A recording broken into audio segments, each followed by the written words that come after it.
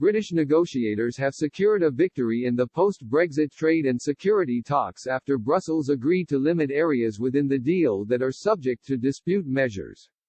Michel Barnier, the European Union's chief negotiator, has agreed to ring-fence police and judicial cooperation from potential sanctions in the event of any future trade rows with Britain. According to EU sources, the Brussels diplomat said he would reluctantly withdraw a demand that would allow the bloc to suspend future security collaborations after any dispute over economic sections of a future relationship pact. Allies of Mr. Barnier have described the move as a significant concession in a bid to unlock the wrangling over a post-Brexit deal. Details of the compromise emerged as the Frenchman is locked in talks with UK counterpart Lord Frost ahead of a mid-November deadline to find an agreement. UK and EU officials are said to be in advanced talks over the so-called governance mechanisms for policing any future trade and security pact.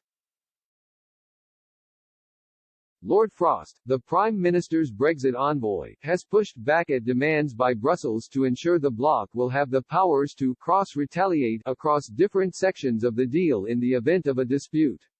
Under Mr. Barnier's original plan, the EU would be able to slap Britain with trade sanctions if there is a disagreement over post-Brexit fishing rights. But the Frenchman has conceded it would be unfair to withdraw police and judicial cooperation as part of any potential punishments.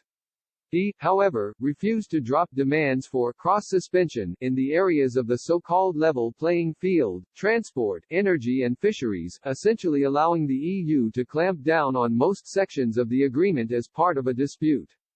The discussions over the dispute settlement mechanisms for policing any future deal have been described as a serious problem, according to EU sources.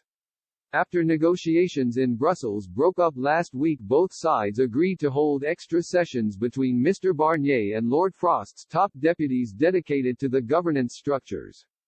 The subject remains one of three main sticking points preventing a significant breakthrough in the Brexit talks.